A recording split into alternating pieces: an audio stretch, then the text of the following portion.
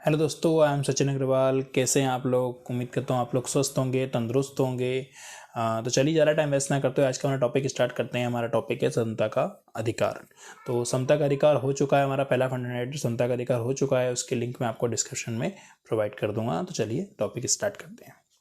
तो fundamental right में सबसे पहला जो स्वतंत्रता के राइट में अधिकार में जो पहला हमारा अधिकार बोल रहा है वो है वाक एवं अभिव्यक्ति की स्वतंत्रता का अधिकार। मतलब ये जो है आर्टिकल नंबर 19 है, उसके 6 अधिकारों की गारंटी देता है कि आप अपनी बात को, पहला उसमें जो बोल रहा है 19A के जो बोल रहा है, मतलब 6 अधिकारों की गारंटी दे रहा है। उसमें 19A ये बोल रहा है कि आप ये कह सकते हो कि बाक मतलब बोलना, और अभिव्यक्त मतलब होता है आपकी चीज़ों को रखना या एक्सप्रेस करना, उसकी स्वतंत्रता का अधिकार आपको दे रहा है 19(1)A। ध्यान रखिएगा, 19(1)A के तहत आपको बोलने की और आपकी चीज़ों को एक्सप्रेस करने की स्वतंत्रता, ये अधिकार आप, ये राइट आपको देता है। कौन सा? 19(1)A देता है।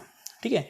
तो वो क्या बोल रहा है राइट वाला? यह प्रत्येक नागरिक को अभिव्यक्ति दर्शाने, मत देने, विश्वास एवं अभियोग लगाने की मौखिक, लिखित, छिपे हुए मामलों पर स्वतंत्रता देता है। मत देना मतलब वोटिंग राइट, आपको वोट देना, आपका वोट देना मतलब वोट देना इन द सेंस आपकी सहमति प्रकट करना या असहमति प्रकट करना। आप चाहें तो किसी चीज़ से असहमति प्रकट कर सकते कि भैया मैं इससे सहमत नहीं हूँ, मेरा मानना ये नहीं है। तो आपको ये वाला राइट जो दे रहा है वो आर्टिकल नंबर 19(1)A दे रहा है, आपको ये वाला राइट जो दे रहा है। ठीक है। तो सेकंड जो बोल रहा है 19(1)B बोल रहा है, वो ये बोल रहा है कि आपको जो शांतिपूर्ण तरीके से सम्मेलन करने में भाग लेने की स्वतंत्रता करेगा। मतलब सीधी सी बात ये है कि आप शांतिपूर्ण तरीके से सम्मेलन कर सकते हैं बिना किसी हथियार के। तो सेकंड लाइन यही बोल रही है, किसी भी नागरिक को बिना हथियार के शांतिपूर्ण पूर्वक संगठित होने का अधिकार है। इसमें सार्वजनिक बैठकों में भाग लेने का अधिकार एवं प्रदर्शन में शामिल होने का अधिकार है। इस स्वतंत्रता का उपयोग केवल सार्वजनिक भूमि के लिए किया जाता है। ध्यान रखिएगा, केवल सार्वजनिक भूमि के लिए ये वाला राइट का प्रयोग किया जाता है, बाकी इस राइट का प्रयोग नहीं किया। जैसा नहीं कि प्राइवेट किसी की प्राइवेट प्लेस में जाके बोलोगे नहीं यार मैं तो बिना हथियार के आया हूँ, मुझे सम्मेलन में भाग लेना है, XYZ जो भी है, वो नहीं कर सकते। और ध्यान रखिएगा, इस राइट का प्रयोग किसी भी हिंसा को बढ़ावा देने के लिए किसी भी हिंसा को बढ़ावा देने के लिए नहीं कर सकते, या कह सकते गलत संगठन या शांति भंग करने के लिए नहीं कर सकते। इस राइट का प्रयोग आप नहीं कर सकते। ठीक है ना। तो ये ध्यान रखिएगा, जो आर्टिकल 19(1)B है, आपको शांतिपूर्वक सम्मेलन में भाग लेने का अधिकार है। यहाँ पर ध्यान रखिएगा, सम्मेलन करना है शांतिपूर्ण तरीके से बिना हथियार के, और वो भी सार्वजनिक प्लेस पे। किसी आप ऐसा नहीं है कि आप किसी के प्राइवेट प्लेस में घुस के आप जबरदस्ती कह रहे हो कि मैं तो बिना हथियार के मैं कर रहा हूँ। इन द सेंस नहीं, आपको अव्यवस्था नहीं फैलानी है, हिंसा नहीं फैलानी है, गलत संगठन नहीं होना चाहिए आपका। तो ये आपके लिए अधिकार आपका है। ठीक है। तो नेक्स्ट देखते हैं इसके बाद जो है संगम या संघ बनाने का अधिकार। मतलब आर्टिकल 19(1)C बोलता है आपको कि संगम या संघ बनाने का मतलब समिति बनाने का अधिकार है आपको। कि संगम या संघ मतलब समिति बनाने का अधिकार है, संघ बनाने का अधिकार, यूनियन बनाने का अधिकार आपको दिया हुआ है 19(1)C के तहत। इसमें राजनीतिक दल बनाने का अधिकार, कंपनी, साझा फर्म, समितियां, क्लब, संगठन, व्यापार संगठन या लोगों की अन्य इकाई बनाने का अधिकार आपको शामिल है। सीधी बात, समिति या यूनियन बनाने का अधिकार 19(1)C के तहत आपको प्राप्त है। अगला बोल रहा है आबाद संरक्षण की स्वतंत्रता का अधिकार। मतलब सीधी सी बात, आपको जो घूमने का अधिकार है वो इसके तहत आपको मिला हुआ है। लेकिन यहाँ पे ये बात ध्यान रखिएगा, ये जो राइट है आपको क्या बोल रहा है कि ये बोल रहा है कि भारत में घूमने के लिए, भारत में, ओनली भारत में है, ना कि ये कहेंगे विदेश में। ये भारत में घूमने के लिए आपको ये वाला राइट मिला हुआ है, बाहर विदेश में जाने के लिए नहीं, क्योंकि विदेश के लिए हमने आर्टिकल 21 में दिया हुआ है, इसमें नहीं दिया है। भारत के किसी क्षेत्र में आप घूम सकते हो, जा सकते हो, ये आपको स्वतंत्रता मिली हुई है। निवास करने का अधिकार, कहीं पर भी आप निवास कर सकते हो। ये चीज़ के बारे में आप कहें तो ये वापस आ गया। निवास का अधिकार मतलब बसने का अधिकार, सीधी सी बात है, बसने का अधिकार आपको 19(1)E के तहत आपको बसने का अधिकार मिलता है, ये दिया हुआ है। व्यवसाय आदि की स्वतंत्रता का अधिकार आपको दिया हुआ है 19(1)G के तहत। आप व्यवसाय अपने आजीविका चलाने के लिए जो है व्यवसाय कर सकते हो, किसी प्रकार का व्यवसाय करना या किसी प्रकार की नौकरी करना, कुछ भी करना, आपको जो है उसका अधिकार आपको दिया हुआ है। देखो सब लिंक है आपस में, निवास करेगा तो बसेगा, मतलब जीवन जिएगा, जीवन जीने अभी आर्टिकल 21 जो है 19 से लिंक करेगा। अभी हम देखेंगे कैसे हम आने वाले समय में, देखिएगा। तो व्यवसाय आदि की स्वतंत्रता का अधिकार अगर हम बात करें तो 19(1)G के तहत आपको ये अधिकार प्राप्त है। ठीक है। तो नेक्स्ट हम देखते हैं इसके बाद जो अधिकार है आपका इस अधिकार में कोई भी अनैतिक कृत्य शामिल नहीं है, जैसे महिलाओं या बच्चों का दुरुपयोग का खतरनाक व्यवसाय। जैसे कि कहें कि आप ह्यूमन ट्रैफिकिंग नहीं कर सकते किसी की, कि आप व्यवसाय कर इन द सेंस ये थोड़ी कि उनको बेचने का काम कर दिया आपने, उसी व्यवसाय कर रहे, या हानिकारक औषधि या विस्फोटक बनाने का काम कर रहे हो तो मतलब, या बम बनाने लगे, तो ये काम नहीं कर सकते ना। अपनी आजीविका चलाने के लिए आप इस प्रकार के काम नहीं कर सकते। अनैतिक मतलब कि किसी प्रकार का ऐसा काम नहीं करोगे जिससे किसी समाज को पूरी प्रॉब्लम होने लगे, तो ऐसा काम नहीं करोगे, ठीक है ना। तो जिसमें बच्चे महिलाओं का दुरुपयोग नहीं करने लगोगे, बच्चे महिलाओं का दुरुपयोग नहीं करोगे, उनकी ह्यूमन ट्रैफिकिंग नहीं करोगे, महिलाओं को बेचा, जो भी होता है इस टाइप की जो हरकतें होती हैं वो चीज़ें नहीं करोगे, क्योंकि ये तो क्रिमिनल ऑफेंस हो जाएगा अगर आप करेंगे तो, ठीक है ना। तो इस चीज़ों के बारे में ध्यान रखिएगा, ये चीज़ नहीं कर सकते, ये चीज़ पे बैन है आपके लिए, ठीक है। बाकी व्यवसाय करने का आप अपना जो भी बिजनेस वगैरह खोलना है वो आप सारी चीज़ें जैसे कर सकते हो, तो आर्टिकल 19(1)(g) के तहत, ठीक है। अब आप बोल रहे होंगे ABCDEF, एफ कहाँ गया भाई साहब? एफ तो है ही, एफ यहाँ गया है। एफ जो है आपका कैसा है कि एफ में आर्टिकल नंबर 44 कॉन्स्टिट्यूशन अमेंडमेंट जो हुआ था 1978 में, उसके तहत जो संपत्ति का अधिकार था, है ना, संपत्ति के अधिकार जो था वो कहीं ना कहीं उसके जो कुछ क्लॉज थे वो आर्टिकल 19(1)(f) में दिए हुए थे, वो प्रॉपरली आर्टिकल 31 में दिया हुआ था, मतलब अनुच्छेद 31 में दिया होता संपत्ति का अधिकार, और उसके कुछ क्लॉज जो रिलेटेड थे वो 19(1)(f) में दिए थे। तो जिसको जब वो हटाया गया 1944 कॉन्स्टिट्यूशन अमेंडमेंट से, संपत्ति के अधिकार को मूल अधिकार से हटाया गया, एक लीगल राइट बनाया गया, तो वो मूल अधिकार के चैप्टर से भी हट गया है, तो इसलिए डायरेक्ट ई के बाद में जी पर जंप किया जा रहा है, ठीक है। तो नेक्स्ट हमारा देखते हैं कौन सा अधिकार बोल रहा है। नेक्स्ट हमारा अधिकार है अपराध के लिए दोष सिद्धि के संबंध में संरक्षण का अधिकार, अनुच्छेद नंबर 20। मतलब कोई व्यक्ति अपराध किया हुआ है, दोष सिद्ध हो गया, तो उसके भी कुछ राइट्स होंगे, किस प्रकार के राइट्स होंगे वो हम देखेंगे। तो अपराध के लिए दोष सिद्धि के संबंध में संरक्षण आर्टिकल 20, किसी भी अभियुक्त या दोषी करार किए दिए गए व्यक्ति, चाहे वह देश का नागरिक हो या विदेशी कंपनी व परिषद का कानूनी व्यक्ति हो, को मनमाने और अतिरिक्त दंड से संरक्षण प्रदान करता है। इस संबंध में 3 व्यवस्थाएं दी गई हैं, ध्यान रखिएगा, ये नागरिकों के लिए भी, विदेशी नागरिकों के सबके लिए ये वाला राइट प्रोवाइड किया। पहली बात तो ये कि किसी भी व्यक्ति को अपराध के लिए तब तक कोई दोषी नहीं ठहराया जाएगा जब तक कि ऐसा कोई भी कार्य करते समय किसी प्रबंध विधि का अतिक्रमण नहीं किया। मतलब उसे बिना किसी कारण से आप अरेस्ट नहीं कर सकते ना, कुछ कारण उसने कुछ ऐसा कुछ किया हो, किसी विधि का उल्लंघन किया हो, तभी आप उसको अरेस्ट कर सकते हो। और दूसरी बात ये भी है कि आप उस पर अगर कुछ कर रहे हो तो उसे एक बार आपने जिसको दंड दे दिया है तो उसके लिए डबल नहीं करोगे कि आप यार आपने इसकी सजा काट ली, डबल से फिर पकड़ लाया कि आपने सजा कर ली कि फिर चलो यार आपने पहले क्राइम किया तो फिर से आपको सजा दे दी जाएगी, वो भी नहीं कर सकते, ठीक है ना। सेकंड, किसी व्यक्ति पर एक ही अपराध के लिए एक से अधिक बार अभियोजित दंडित नहीं किया, जैसा भी मैंने आपको कहा कि एक बार दंड किया है, मतलब किया है उसने, तो आप उसको एक बार ही दोगे दंड। ऐसा नहीं कि आप उसको बार बार उसी ऑफेंस के लिए बार बार दंडित करोगे। जैसे मान लो किसी ने चोरी करी, तो एग्जाम्पल लेट, मान लो उसकी कुछ महीने की सजा है, कुछ भी सजा है, तो एक उससे सजा काट ली, तो ऐसा नहीं कि आप भाई अपने समय चोरी की थी फिर से आ जाओ, फिर से तुम्हें सजा काटेंगे, तो डबल चीज नहीं करोगे उसके लिए, ठीक है ना। थर्ड बोल रहा है किसी भी अपराध के लिए अभियुक्त मतलब जिस पर लगाया गया है, जिस पर क्राइम लगाया गया है, जो दोषी है उसकी बात कह रहे हैं, तो व्यक्ति को स्वयं अपने विरुद्ध साक्षी होने के लिए बाध्य नहीं करेंगे। मतलब ये भी उसको प्रेशराइज नहीं किया जा सकता कि आपको क्या है ना, आपको अपने खिलाफ गवाही देनी है, अपने खिलाफ आपको गवाही देनी है, ये आप उसके लिए नहीं कर सकते। ध्यान रखिएगा, ये उसके पास राइट प्राप्त है, उसको आप अपने विरुद्ध गवाही देने के लिए नहीं कर सकते, ये बात ध्यान रखिएगा, ठीक है ना। तो ये राइट इसमें आर्टिकल नंबर 20 में दिए हुए हैं। अगला हमारा हो रहा है प्राण एवं दैहिक स्वतंत्रता का अधिकार। ये सबसे मोस्ट इंपॉर्टेंट राइट है, ये यूपीएससी का फेवरेट है। अधिकतर क्वेश्चन जो है वहाँ से आते हैं, 2 बार 3 बार तो आ चुके हैं, लगभग कई बार आ चुके हैं क्वेश्चन। अभी रिसेंटली निजता का अधिकार पूछा हुआ था, कौन से इसमें, उसके पहले पूछा था अपनी मर्जी से शादी करने का अधिकार, वो कौन से आर्टिकल से रिलेटेड है। तो क्या है ना, ये थोड़ा आर्टिकल जो है ना, इस पे बार बार कोई है ना कि कोर्ट कुछ ना कुछ फैसले देता रहता है, कुछ ना कुछ रिलेट करता रहता है।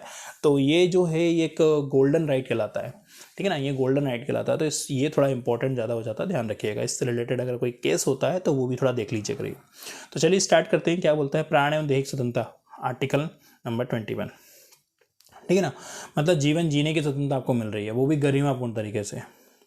Right to life and personal liability जो आपको मिल रही है, लाइबिलिटी जो मिल रही है आपको इसी राइट के तहत आपको दी जाती है। तो प्राण एवं दैहिक स्वतंत्रता अधिकार आर्टिकल 21 में घोषणा की गई, किसी व्यक्ति को उसके प्राण या दैहिक स्वतंत्रता से विधि द्वारा स्थापित प्रक्रिया के अनुसार ही वंचित किया जाएगा, अन्यथा नहीं। मतलब उसे जब ही आप उसको उसके प्राण को छीन सकते हैं जब, और आप नहीं छीनोगे, सरकार या जो भी कोर्ट फैसला देगी उसके बाद ऐसा होगा, ठीक है ना। पुलिस का काम हैगा कि भैया रहेगा कि उसको अरेस्ट करके, अगर उसने कुछ दंड कुछ भी उसने क्राइम किया हुआ है तो उसको पकड़ के कोर्ट के सामने पेश किया जाएगा, फिर कोर्ट क्या करेगी, उसको सज़ा सुनाएगी, जो भी उसके लिए सज़ा, जो भी उचित सज़ा होगी वह दी जाएगी। तो ये उसको, उसने अगर किसी चीज़ का मतलब अधिकार का अतिक्रमण किया है या उसे किया है तो विधि द्वारा स्थापित प्रक्रिया के अनुसार ही दिया जाएगा। ऐसा नहीं है कि उसे बिना किसी कारण के सजा उसके प्राण को छीन लिया जाएगा। तो ये अधिकार नागरिकों को और गैर नागरिकों दोनों को प्राप्त है, नागरिकों को भी मिला हुआ है, गैर नागरिकों को भी मिला हुआ है। तो ये दोनों के लिए वाला राइट जो है ये राइट जो है अवेलेबल है। तो साथ ही साथ इसमें ये बोल रहा है निजता का अधिकार है, right to privacy. Right to privacy जो है वो भी आर्टिकल नंबर 21 से कहीं ना कहीं रिलेट करती है। क्यों? क्योंकि हम जी रहे हैं तो हमारी भी तो निजी ज़िंदगी हुई ना भाई। निजी ज़िंदगी भी तो होती है कि आप हमारे निजी ज़िंदगी में कोई दखल अंदाजी ना करें, हमारा भी कुछ प्राइवेट होता है ना। प्राइवेट लाइफ होती है, तो वो हमारी प्राइवेट लाइफ क्या होती है, वो कहाँ से मिलेगी, वो हमारा आर्टिकल 21 हमको उसका संरक्षण देता है, ठीक है ना। तो ध्यान रखिएगा, ये आपका गोल्डन राइट है, इसे इमरजेंसी के समय भी ये नहीं हटा सकते। अभी देखिए जैसे कोविड लगा था तो कोविड में थोड़ी आर्टिकल 21 को वो कर दिया, बल्कि इसकी तो और रक्षा हुई थी कि जीवन जीने के अधिकार है भाई, लोगों जिए, इसलिए तो लॉकडाउन वगैरह लगाया गया। तो ये इस राइट को इमरजेंसी के समय भी नहीं हटा सकते, बैन नहीं कर सकते, ठीक है ना। तो निजता का अधिकार जो है वो भी इसके संबंध में है। ये आया था पुट्टा स्वामी केस आया था, जो पुट्टा स्वामी केस आया था निकल के वो सुप्रीम कोर्ट का, उसमें ये वाली बात कही थी कि जो व्यक्ति का निजता का अधिकार ये भी एक फंडामेंटल राइट है। तो ये आर्टिकल 21 में कहीं ना कहीं मेंशन है। और अपनी मर्जी शादी करने का अधिकार वो भी आर्टिकल 21 में मेंशन है। साथ ही साथ और भी चीज़ें हैं, जैसे हम देखें कि स्वास्थ्य का अधिकार, हम बात करें स्वच्छ पर्यावरण का अधिकार, निःशुल्क प्राथमिक शिक्षा का अधिकार जो दिया हुआ है, त्वरित न्याय का अधिकार जो है, स्पीडली जस्टिस जो दिया हुआ है ना, भोजन का अधिकार जो दिया हुआ है, वो सब जो है अधिकार आर्टिकल नंबर 21 से कहीं ना कहीं रिलेट करते हैं, ठीक है। तो देखते हैं हमारा नेक्स्ट राइट जो है वो उसमें क्या बता रहा है। नेक्स्ट राइट जो है हमारा वो बोल रहा है शिक्षा का अधिकार। मतलब आर्टिकल 21 अभी मैंने ना कि प्राथमिक शिक्षा का अधिकार, निःशुल्क प्राथमिक शिक्षा का अधिकार। तो ये शिक्षा का अधिकार जो है ये था नहीं, इसे संविधान में कहीं ना कहीं जोड़ा गया है। कैसे जोड़ा गया, किसी संविधान में जोड़ा है, मतलब संविधान संशोधन किया होगा। तो संविधान संशोधन इंपॉर्टेंट हो जाता है कि कौन सा संविधान संशोधन होगा। तो संविधान संशोधन जो है वो हमारे लिए, ये बात करें तो ये हमारा सॉरी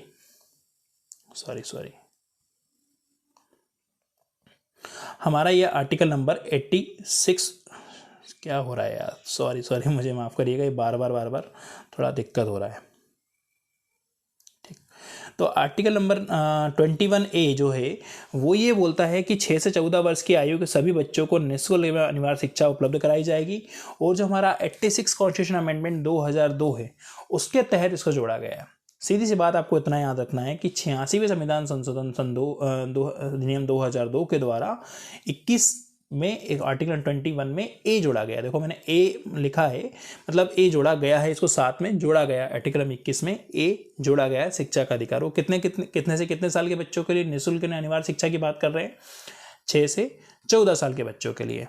पहली बात तो ये कि ये क्या पहले नहीं था भाई साहब, था पहले। 86 संविधान संशोधन के पहले ऐसा नहीं था, नहीं, ये था कहाँ था, ये था डीपीएसपी में, मतलब नीति निर्देशक तत्व में था, directive principle of state policy में वाला जो आर्टिकल का जिक्र है, आर्टिकल 45 में इसका जिक्र है, दिया हुआ है प्रॉपरली कि भाई 6 से 14 वर्ष के बच्चों को एक अनिवार्य शिक्षा दी जाए, शिक्षा का अधिकार दिया जाए, प्राथमिक शिक्षा दी जाए, ये सारी बातें की हुई हैं उसमें। लेकिन क्या है ना कि वो जो डीपीएसपी है वो क्या है ना, आप उसके लिए कोर्ट नहीं जा सकते अप्लाई कराने के लिए। और फंडामेंटल राइट के लिए आप कोर्ट जा सकते हो अप्लाई कराने के लिए, वहाँ पे नहीं जा सकते, वहाँ सरकार भी नहीं जा सकती ना आप जा सकते, लेकिन यहाँ पे जा सकते हो। तो इसीलिए इसको क्या किया गया, फंडामेंटल राइट में शामिल किया गया, आर्टिकल नंबर 21A के ए में शामिल किया 86 कॉन्स्टिट्यूशन अमेंडमेंट। ध्यान रखिएगा, बहुत पूछते हैं हमारा आर्टिकल 86 कॉन्स्टिट्यूशन अमेंडमेंट, 86वां संविधान संशोधन सन 2002 अधिनियम 2002 और 21A। और ये उच्च शिक्षा और व्यावसायिक शिक्षा के संदर्भ में नहीं है, है ना। बिजनेस एजुकेशन के संदर्भ में नहीं है ना, हाई क्लासेस हाई एजुकेशन के समय हायर एजुकेशन के संबंध में नहीं है, ये सिर्फ प्राथमिक शिक्षा की बात कर रहे हैं 6 से 14 साल के बच्चों के लिए। ठीक है, आगे देखें।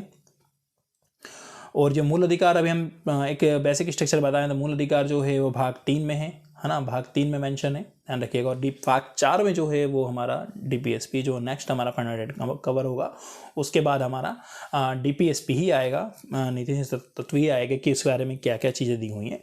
ठीक है, तो फिलहाल अभी हम देखते हैं जो स्वतंत्रता का अधिकार चल रहा है हमारा, आर्टिकल नंबर 22 आ रहा है। निरोध मतलब या हिरासत एवं गिरफ्तारी के विरोध में संरक्षण, अनुच्छेद नंबर 22। तो यहाँ पे बोल रहा है कि निरोध एवं गिरफ्तारी के से संरक्षण, मतलब अनुच्छेद नंबर 22 किसी व्यक्ति को निरोध एवं गिरफ्तारी से संरक्षण प्रदान करता है। हिरासत 2 तरह की होती है, पहला दंड विषयक और निवारक। अब दोनों को समझते हैं, दंड विषयक होती क्या है और निवारक क्या होती है। तो पहले दंड विषयक देखते हैं। तो दंड विषयक हिरासत एक व्यक्ति जिसने अपराध स्वीकार कर लिया है और न्यायालय ने उसे दोषी ठहरा चुका है, ध्यान रखिएगा, उसे न्यायालय ने दोषी ठहरा चुका है। ये अगर बात करें तो ये किस में आ जाएगा, दंड विषयक में। मतलब उसने अपना अपराध स्वीकार कर लिया, मतलब सिद्ध हो गया है कि उसका अपराध हो गया है, देन न्यायालय ने उसे दोषी ठहरा चुकी है और वह उसको जो दंड देती है वो दंड विषयक में आता है। और निवारक हिरासत वह है जिसमें सुनवाई के न्यायालय में दोषी ठहराया जाए। निवारक हिरासत वह है जिसमें बिना सुनवाई के, सॉरी मैं मिस्टेक हो गई, निवारक हिरासत वह है जिसमें बिना सुनवाई के, और यहाँ पे सुनवाई हो चुकी है। दंड विषय का मतलब सुनवाई हो गई है, न्यायपालिका ने उससे दंड दे दिया है और मतलब वो साबित हो गया कि भाई तुमने अपराध किया हुआ है। लेकिन यहाँ पर क्या है, यहाँ पर ऐसा है कि बिना सुनवाई के न्यायालय में दोषी ठहराया जाए। सुनवाई नहीं हुई है कुछ भी, बिना सुनवाई न्यायालय में दोषी ठहराया जाए। अभी थोड़ा और ब्रीफ में देखते हैं क्या बोल रहा है। तो जो पहला भाग अनुच्छेद नंबर 22 का जो पहला भाग है, मतलब दंड विषयक जो हिरासत है, उसको बोल रहा है कि पहला भाग साधारण कानूनी मामले संबंधित है जिसमें निम्नलिखित चीज शामिल है। गिरफ्तार करने के आधार पर सूचना देने का अधिकार। पहली बात तो ये देखें कि क्या क्या उसको राइट मिले हुए हैं। पहले कि जो उसको अगर आपने गिरफ्तार किया हुआ है, किसी व्यक्ति को आपने गिरफ्तार किया हुआ है, तो भाई साहब ऐसा नहीं है कि उसको आप सूचना नहीं दोगे, तो उसको पता होना चाहिए ना कि मेरे को किस विषय पे ये आप गिरफ्तार कर रहे हो। और साथ ही साथ उसे जो परामर्श करने का और प्रतिरक्षा करने का अधिकार है, अपने लिए वकील जो है उसको ढूंढने का, या मेरे लिए भाई किससे परामर्श करूं कि भाई मेरा कोई लीगल एडवाइज़र हो या कुछ हो, तो उससे परामर्श करने का अधिकार बिल्कुल दिया हुआ है। ये पुलिस बिल्कुल हनन नहीं कर सकते, उसको बात करने का पूरा हक है, ये ध्यान रखिएगा। और पहला, उसको गिरफ्तार अगर किया हुआ है आपने, दंड विषय के संबंध में बात कर रहा हूँ मैं, तो उसमें अगर आपने गिरफ्तार किया हुआ है तो उसको बताना पड़ेगा आपको कि भाई किस वजह से आपने उसको गिरफ्तार किया हुआ है। नेक्स्ट, दंडाधिकारी मजिस्ट्रेट के सम्मुख 24 घंटे के अंदर यात्रा के समय को मिलाकर पेश होने का अधिकार। मतलब सीधी सी बात है कि जो आप दंडाधिकारी जो मजिस्ट्रेट है, मजिस्ट्रेट के सामने क्या कर रहे हैं आप, उसको 24 घंटे के अंदर क्या करना है, आपको उसको प्रेजेंट करना है, किसी नज़दीकी मजिस्ट्रेट के सामने आपको उसको प्रस्तुत करना है। इसमें यहाँ लिखा हुआ है कि यात्रा का समय को मिलाकर, यात्रा का समय गलती लिखा गया, यात्रा के समय को नहीं मिलाया जाता है। 24 घंटे के अंदर नज़दीकी मजिस्ट्रेट के समक्ष प्रस्तुत किया है, इसमें यात्रा का समय शामिल नहीं होगा। जैसे मान लो कोई व्यक्ति है जो कोलकाता से उसे ला रहे हैं और वो रहता गुजरात में, उसने ऑफेंस किया हुआ तो वहाँ से ला रहे हैं, तो वो 24 घंटे में कैसे हो जाएगा। तो ध्यान, लेकिन है नज़दीकी मजिस्ट्रेट के सामने फेस करते हैं, लेकिन यात्रा का समय उसका काउंट नहीं किया जाता है, ध्यान रखिए, इसमें यात्रा का समय काउंट नहीं होगा। और सेकंड थिंग, दंडाधिकारी द्वारा बिना अतिरिक्त निरोध के 24 घंटे में रिहा करने का अधिकार है। सीधी सी बात में बोलूँ कि जिसमें मजिस्ट्रेट जो होगा, मजिस्ट्रेट की अनुमति के बाद ही उसे 24 घंटे से ज़्यादा समय के लिए बंदी बनाया जा सकता है, ये बात भी ध्यान रखिएगा। तो 24 घंटे के अंदर उसको आपको रिहा करना है ना। तो 24 घंटे के बाद अगर आपको उसको रखना है अपने पास, मतलब पुलिस चाहे 24 घंटे के बाद उसे रख सकती है। कब रख सकती है, वो कब रखेगी, जब उसे मजिस्ट्रेट अनुमति दे देगा तब उसे रखा जाएगा, अदरवाइज नहीं रखा जाएगा। ये बात ध्यान रखिएगा कि उसको 24 घंटे के अंदर आपको मजिस्ट्रेट के सामने पेश करना है। अगर आप पेश नहीं करते हैं तो ये उसका अधिकारों का हनन है। और दूसरी बात ये है कि आपको अगर उसको 24 घंटे से अगर ज़्यादा आपको रखना है तो पहले आपको मजिस्ट्रेट की अनुमति लेनी पड़ेगी। मजिस्ट्रेट की अनुमति के बाद ही ये काम हो सकता है कि उसको 24 घंटे से ज़्यादा हुआ। ये दंड विषय के बारे में बात कर रहे हैं। अब जो दूसरा विषय हमने देखा था, निवारक हिरासत का जो सेकंड वाला भाग था, जो हम लोग इसको हमने कहा था कि सेकंड वाला, जिसमें बिना न्यायालय की सुनवाई किए उसको अरेस्ट कर रहे थे, या बिना सुनवाई के जो उसको है ना उसके खिलाफ चल रहा था, जो भी इसका मामला कहेंगे, निवारक निरोध जिसको कहते हैं, सीधी सी बात। तो उसके संबंध में बात करें तो क्या था कि अनुच्छेद में नागरिक एवं विदेशी दोनों नागरिक को सुरक्षा उपलब्ध है। इसमें किस प्रकार के उसको अधिकार मिले हो? पहला है, किसी व्यक्ति को हिरासत अवधि 3 महीने से अधिक नहीं बढ़ाई जा सकती। मतलब अगर आपने इस तरीके से उसको, जैसे किस तरीके, देखो नहीं, ये दोबारा तरीका था कि बिना सुनवाई के, मतलब निवारक हिरासत वह है, और दंड विषयक मैंने बता दिया आपको 3 प्रकार के 24 घंटे के अंदर सामील कर पेश करना है मजिस्ट्रेट के सामने। उसको अधिकार है अपनी जानने का कि किस प्रकार से वो उसको आपने क्यों गिरफ्तार किया हुआ है, और लीगल एडवाइजर या जो भी उसका है उससे परामर्श करने का अधिकार, तो दंड विषयक था। लेकिन निवारक हिरासत के बारे में अगर देखा जाए तो वो क्या बोल रहा है? वो ये बोल रहा है कि किसी भी व्यक्ति को अगर हिरासत की अवधि में अगर आपको रखना है ना, 3 महीने से ज़्यादा अवधि तक नहीं बढ़ा सकते, मतलब 3 महीने तक आप रख सकते हो अगर वो निवारक हिरासत के दरमियान में आता है। तो अगर आप उसको रख रहे हो तो उसको आप 3 महीने तक रख सकते हो। अगर 3 महीने से ऊपर अगर नहीं बढ़ाई जा सकती, और वो कब बढ़ाई जा सकती है उसके लिए भी मैंने आपको बताया था कि जैसे वहाँ पर रख रहे थे 24 घंटे के बाद अगर आप उसको अपने पास रख रही है पुलिस और पेश नहीं कर रही ज़्यादा रख रही, तो उसे मजिस्ट्रेट की अनुमति लेनी पड़ेगी। लेकिन यहाँ पर क्या है कि 3 महीने से अधिक अगर उसको रख रहे हैं, बंदी बना रहे हैं, तो उसके लिए उसे एक बोर्ड के समय प्रस्तुत करना होगा। अगर 3 महीने से अधिक अगर उसे निवारक के तहत रखेंगे, बंदी रखना है, तो उसे एक बोर्ड होगा, बोर्ड के सामने समक्ष प्रस्तुत करना होगा।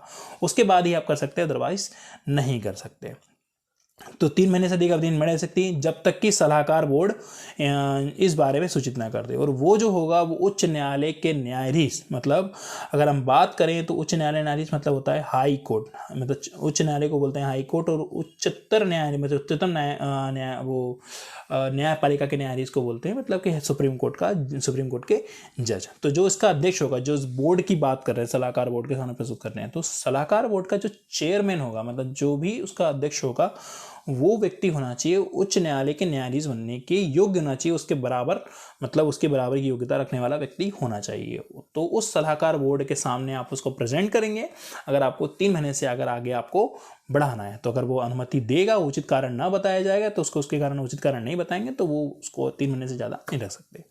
सीधी अगली बात, निरोध का आधार संबंधित व्यक्ति को बताया जाना चाहिए कि भैया मेरे को किस कारण, जैसे हमने उसमें भी देखा कि किस कारण से वो कर रहे हो, उसका आधार बताओ भाई, कि भाई उसको जानने का अधिकार है ना, सोचने का अधिकार है, उसको पता होना चाहिए मुझे किस कारण से कर रहे हो। जबरदस्ती थोड़ी करोगे तो ये तो तानाशाही हो जाएगी अगर जबरदस्ती करेंगे तो, ठीक है ना।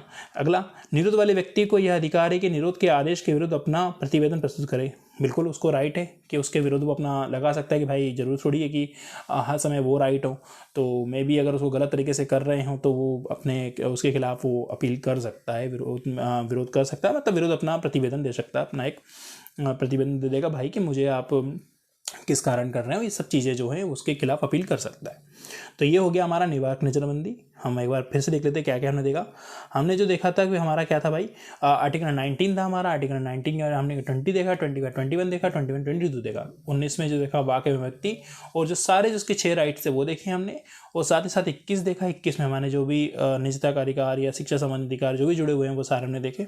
और नंबर जो 20 है उसमें हमने देखा कि जो किसी व्यक्ति को गिरफ्तार करते हो तो क्या मतलब उससे समय क्या उसके पास में राइट्स हैं, क्या राइट्स नहीं है, तो वो सारे हमने राइट्स देखे थे उस अधिकार के तहत। मतलब अपराध जो आरोपी जो होता है उसके पास क्या क्या अधिकार होते हैं वो सारी चीज़ देखी कि डबल से उसके ऊपर नहीं लगा सकते, एक बार से ज़्यादा उसको दंडित नहीं कर सकते, और साथ ही साथ हमने देखा था कि उसके ऊपर जो है अपने विरुद्ध गवाही देने के लिए नहीं कर सकते। ये सारी चीज़ें उसमें मेंशन थी। फिर हमने उसके बाद में 21 देखा, फिर 22 देखा, है ना। तो ये हमारे ये राइट हमारे चल रहे हैं, ठीक है। चलिए, तो ये हमारा वीडियो लेक्चर यहाँ पे एंड होता है। तो नेक्स्ट लेक्चर जो हमारा आएगा वो राइट अगेंस्ट एक्सप्लॉयटेशन आएगा, मतलब शोषण के विरुद्ध अधिकार वाला आएगा, आर्टिकल नंबर 23 और 24 आएगा। तो ठीक है, तो इस चैनल को आप लाइक करें, शेयर करें, सब्सक्राइब करें, ताकि और भी लोगों तक ये वीडियो पहुंच जाए। जो लोग बेचारे घर पे रह के तैयारी करना चाहते हैं, जो लोग कोचिंग नहीं कर पाते हैं, बड़ी बड़ी कोचिंग पे नहीं जा पाते हैं, उनको जो थोड़ी बहुत हेल्प हो सके तो आप लोग करिए। देन ठीक है, तो बाय बाय, थैंक यू, मिलते हैं नेक्स्ट लेक्चर में।